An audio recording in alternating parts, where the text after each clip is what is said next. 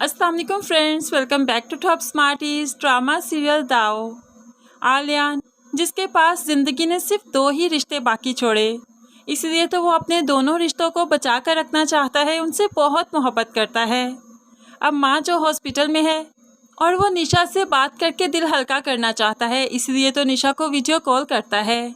फिर निशा के माथे पर चोट का निशान देखकर घबरा गया, परेशान हो गया। निशा, ये क्या हुआ तुम्हें? सब ठीक तो है ना? तो निशा भाई को परेशान नहीं करना चाहती और बात को टाल देती है। हाँ, वो थोड़ा सा मैं गिर गई थी, इसलिए कोई मसला नहीं, बस छोटी सी चोट है, ठीक हो जाएगी।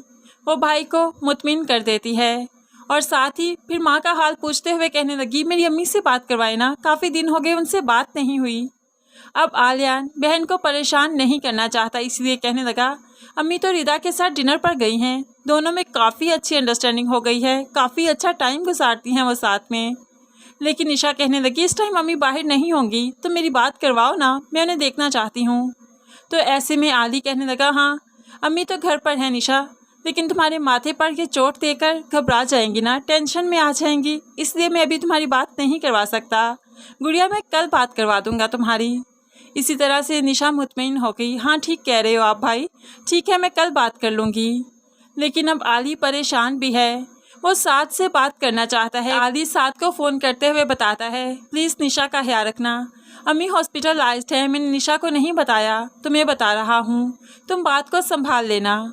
अब तो साथ बहुत खुश हो जाता है, जल्दी से फ़ोन बंद किया और निशा के पास आ गया, जो कि अपनी सास के साथ बैठी मूवी देख रही थी।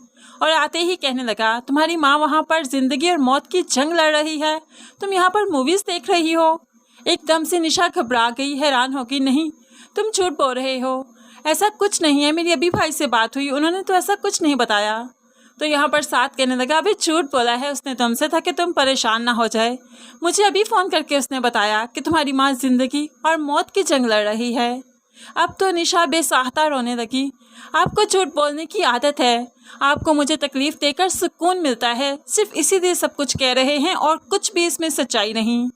साथ को बहुत गुस्सा आया, वो तो एक ज़ोरदार थप्पड़ निशा को दे मारता है और फिर उसने ऐसे ही निशा को चुप भी करवा दिया। निशा खौफज़दा हो गई, कांपने लगी, रोने लगी और सोफे पर बैठ गई। आबदा बेगम जल्दी से निशा को पानी पिलाने की कोशिश करती है ताकि ये थोड़ी सी तसल्ली में आए, लेकिन निशा पानी का गिलास उठाकर फेंक देती है, मुझे नहीं पीना, मुझे मेरी अम्मी के पास जाना है। निशा तो बिलक बिलक कर रो रही है, लेकिन माँ और बेटी अब एक दूसरे से मिल नहीं पाएंगे।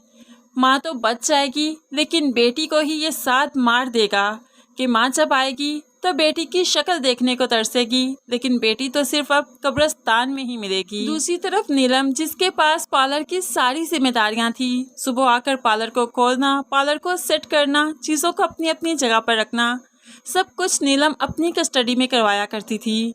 लेकिन अब ये हक भी अलमास बेगम ने नीलम से ले लिया, बल्कि छीन लिया और नेहा को दे दिया। आज जब सारा स्टाफ ऑफ टाइम पर घर जाने लगा, तो यहाँ पर नीलम से अलमास बेगम कहने लगी, चाबियाँ भाभी को देकर जाओ, अब ये सारी जिम्मेदारी नेहा संभाला करेगी।